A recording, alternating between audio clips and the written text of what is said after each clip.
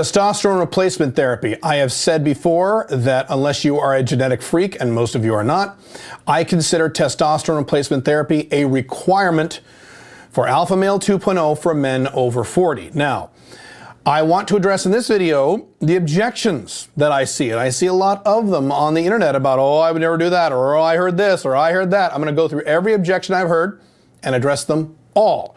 I am Caleb Jones. This is Alpha Male 2.0, freedom-focused lifestyle design for men. If you're new to the channel, be sure to subscribe. We do 5 videos a week here on how to make both your business life and your woman life more free, because you need both. We are doing an online course giveaway right now. This is my online course on how you can create your own location-independent income. And normally I charge about $1,400 for that, but you might be able to get it for free. All you need to do is be a subscriber here at YouTube, like this video, and leave a comment. And I will announce the winner of the drawing every 2 weeks or so at the YouTube community feed here at this YouTube channel. Okay. Objections to testosterone replacement therapy. And if you didn't know what that means, that is replacing the testosterone that you used to have in your early 20s, late teens, early 20s, to maintain that level of testosterone for the rest of your life.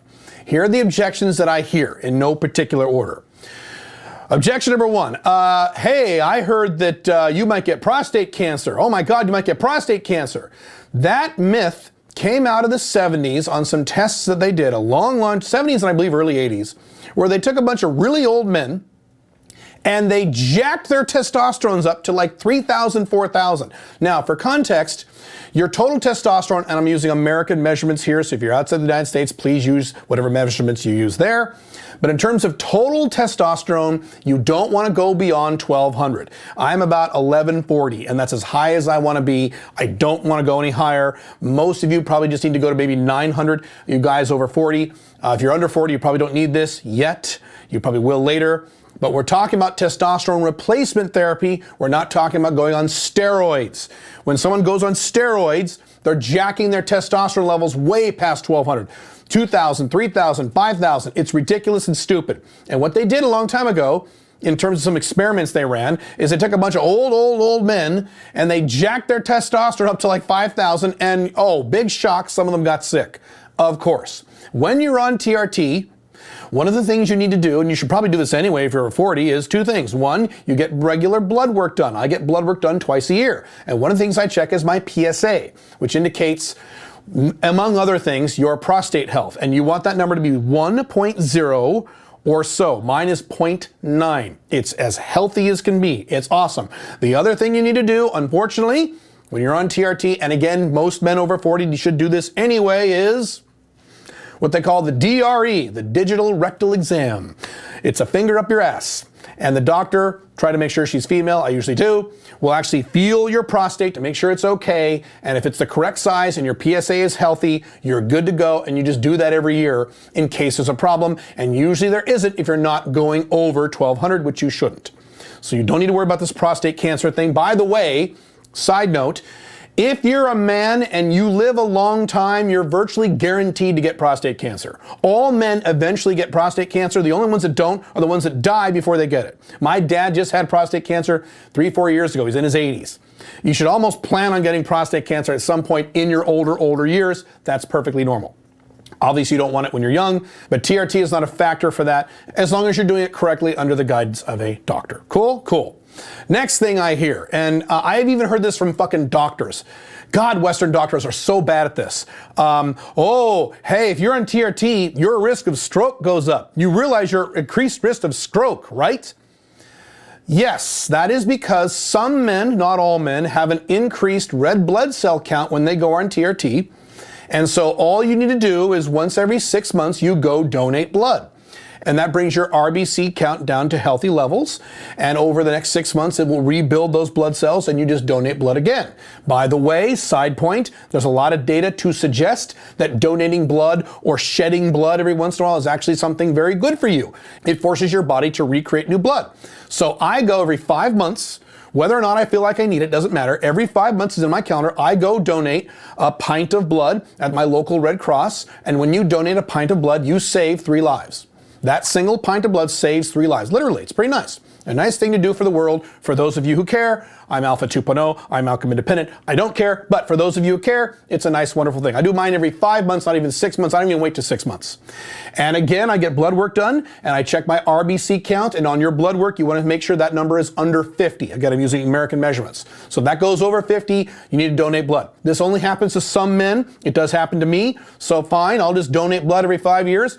This is something, honestly, I was honestly planning on doing that before I went on TRT anyway, in terms of a longevity health thing, but that's not a big deal. And again, don't let doctors scare you about this. I have been in doctor's offices, general practitioners. A few years ago, I was in a doctor's office, very nice woman, I'm sure she's very capable. I mentioned I was still on TRT because she asked if I was on any medications and things like that. And immediately she goes, oh my, you're at increased risk of stroke, right? You might get a stroke, right? This is a doctor. And of course, if you have some balls and some information, you don't need to be fazed by these people. I said, you mean yes, because of increased RBC count? That's right. That's why I donate blood every 5 months, and my RBC count is always in the 30s or 40s. And she goes, oh, okay. That's the other thing, by the way, is doctors don't know shit about this. It's really depressing. Okay, next thing. I don't want to do TRT because TRT isn't natural, and I want to raise my testosterone naturally. I have mentioned this on prior videos. I will cover it just very briefly here. The odds of you getting your testosterone over 700 or 800, which is kind of the minimum for long-term masculine happiness, over 700 or 800 over age 40, the odds of you being able to do that through 100% natural means is very low. You can do literally everything you can possibly think of to naturally raise your testosterone. And yes, if it's at 400, maybe you can get it to 650. Maybe you get it to 550. If your testosterone's at 200, maybe you can get it to 400. Correct. You're not going to get to 700, 800, certainly not 900 without going to TRT, unless you are a genetic freak. And there is a small percentage of men who are indeed in their 40s, 50s, 60s, who have huge testosterone levels. That's a very tiny percentage. You are unlikely to be in that percentage. I'm certainly not. You probably aren't either.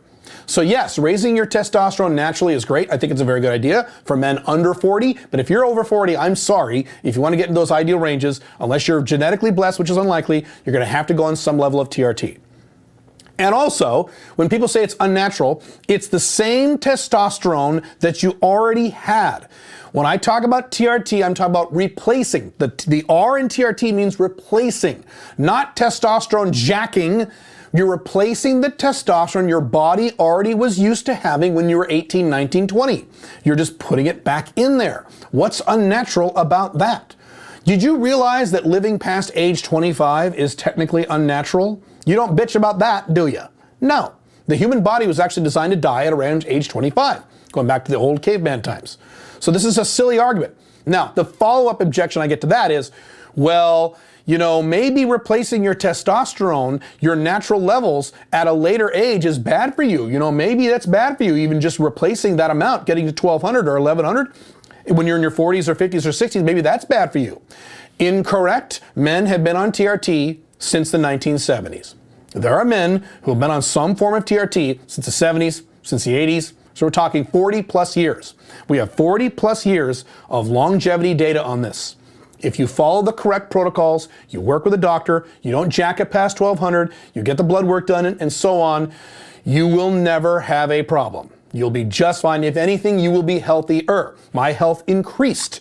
My blood lipid panels, my energy levels, all of the health aspects of myself, just about all of them, including weight loss, all got better when I went on TRT. And again, I'm replacing the testosterone I lost. I'm not jacking it up to 3,000 or 4,000. I just went to 900 initially. Today I'm at 1130, 1140, and that's where I'm going to stay. So yes, you don't need to worry about this. Next objection I have heard. Hey, I have heard that if you go on TRT, your balls shrink. I don't want my balls to shrink. So, a few answers to that. Yes, your balls can shrink. It depends on the guy. Every guy is different. They can shrink a lot. They can shrink a little. Depends on what you're doing. What you can do when you go on TRT, this is what I did, is you can add in a thing called HCG or gonadorelin. It doesn't matter. They're both about the same. And what that does is it maintains your natural level of testosterone, and then the testosterone you inject in your body stacks on top of that. This is different from if you just go on TRT, you inject or put testosterone into your body, your natural level of testosterone drops to near zero, and then your testosterone you're injecting adds to that. Makes sense? And so that's why in some cases your balls can shrink, because your balls say, I have nothing to do anymore, so they shrink a little bit, or they shrink a lot, depending on that. So if you're concerned about that, so I have a few answers for this. Number one, if you're concerned about that, when you go on TRT, add in HCG and gonadorelin. By the way, both those things really improve sexual performance. It's fucking awesome. They're good to do. Just consider that as part of the protocol. I do. I've never done TRT without HCG. And my balls, I'll be super real with you here, my balls shrank a teeny tiny bit. So I used to have really, really, really big balls. So when they shrank a little bit, now they're normal sized. Actually, they're still bigger than average according to the doctor. So I didn't really give a shit. But even in my case, yeah, they shrank maybe 10%. I don't give a fuck. So that leads into my second answer. Do you know what happens to men's balls as they get older? They start to sag, don't they? So do you want big, giant fucking balls in your 50s and 60s and 70s? Do you want your ball sack hanging down to your knees? No. As has been talked about before, worrying about the size of your balls, the precise size of your balls, is a young man's problem. If you're in your 20s or 30s, fine. But if you're 40s, 50s, 60s, 70s, you shouldn't really give a shit about having gigantic balls that just make your ball sack hang low. What the fuck? Who cares? Don't worry about it. Not a big deal. Plus, even if your balls shrank 50%, which is rare, but even if they shrank 50%, the benefits you receive from TRT are far beyond that. Better health, more energy, happier person, better sleep, better sex, better weight loss, better muscle gain, all these things, better aging, Would I trade all that for 50% smaller balls when I'm almost 50? Yes, I would trade that. No problem. I would do it in a heartbeat. No problem for me, dude. Not a concern. Okay. Next excuse I have heard, or objection I have heard. Hey, you have to use syringes, and I don't like syringes. Ow. Okay, well, I've done some podcasts with my doctor and some other people regarding this. Syringes is one way to do it. That is the best way in my opinion. You can also get an implant. There's also some creams. There's various other options. But frankly, dude, this channel is called Alpha Male 2.0. You're an alpha male or you're trying to be one and you're scared of fucking syringes? Stop being a pussy. By the way, what I use are insulin syringes. They're what's called 29.29 gauge. They're really teeny tiny needles. Soon I will do an entire video on exactly how I inject. I go right in my shoulder. It takes 3 or 4 seconds. It's not a big deal. I'll show you exactly how it works. It doesn't hurt. It's not a big deal at all. Don't worry about that. Now, a follow-up objection on that is, hey, if I use syringes, I travel a lot, and I'm worried about getting pulled over at the airport for these guys to see a bunch of syringes in my bag. I have been on TRT now for, I believe, 6 years, 7 years. I have traveled all over the world, literally all over the world in that time. And I have been to, quote, authoritarian or troublesome countries in South America, authoritarian countries like Dubai, countries that are really picky about pharmaceuticals like Australia. And I have constantly had giant Ziploc bags full of these insulin syringes right in my bag. They can clearly see it when they run through the scanner. I have literally never had a problem in any country I've ever been in. And I've been all over the world. And I'll be honest, there were some countries I was expecting a problem. I was expecting to say, whoa, what's this? And I'd have to explain it. Not once. That's with my syringes, that's with my alcohol swabs, and that's with my little vials of the actual testosterone stuff. I've never had a problem, literally in any country I've ever been to. It's pretty nice. So don't worry about that. You're good to go. The main reason for that, frankly, is because if you use insulin syringes, old people have to use those who have diabetes. There's a lot of people who are fat and old, and they have to use the same syringes for diabetes, so they have to travel with those. So most airports are very accustomed to seeing those insulin syringes. I think that's one of the reasons why I've never had a problem. So I've never had a problem. Don't worry about that at all. Next objection I have heard is, well, I'm worried that my sperm count will go down. Oh no, you know what? That's one of the reasons I went on TRT, because I wanted my sperm count to come down. So really fast, in terms of sperm count, this is what happened to me, and every guy is different, so you may experience something different. My sperm count went way down when I first went on TRT a few years ago, and I was very happy, and then it came back. Shit. So if you're concerned about that, freeze your sperm. Very simple. There have been babies that have been born perfectly healthy that were created from sperm that had been frozen for 30 years. It works fine. If you're really concerned about this, fucking freeze your sperm. Not a big deal. By the way, if your sperm count drops, you can still get a woman pregnant. Yeah, it drops really low for you to not be fertile at all. So, and by the way, the other thing too is not all men's sperm drop. Some men go on TRT and the sperm is the same. Every guy is different. It's not a concern. You need to worry about this. Next objection. I don't want to take the time to inject something into my body every day for the rest of my life. It takes about 2 minutes. Okay, once you get good at it, and you will pretty quick, because it's not quite, and it's not even every day. Testosterone replacement therapy injections usually are 3 times a week, twice a week, 4 times a week on the outside. I inject things every day because I'm doing human growth hormone and some other things now, so I'm just accustomed to this. It takes 2 fucking minutes. You do it in the bathroom in the morning as you're getting ready. You don't even notice the difference. It's not a big deal. It's not like, now if it was a 20-minute ordeal, then I would agree with you. But it's not. It's literally 2 minutes or less. Not a concern, once you get good at it. And as always, there's a learning curve to these things. The first time you do it, you'll fuck it up. I fucked up the first time I did it. I loaded the syringes wrong, and it took me minutes and minutes. Pink Firefly is now on some human growth hormone peptides, and I had to train her on how to inject herself. It was a fucking nightmare, but now she's got it. It's not a big deal. So those are the objections on TRT. I have a lot more content coming up about this in terms of TRT, peptides, human growth hormone, a lot more stuff coming. If you want more information on this, you can go to my mentorship and coaching program at joinsmic.com. In the meantime, you can click here for a video on how to optimize your sleep, or you can click here to get an idea of what my current morning routine is. See you soon. Bye.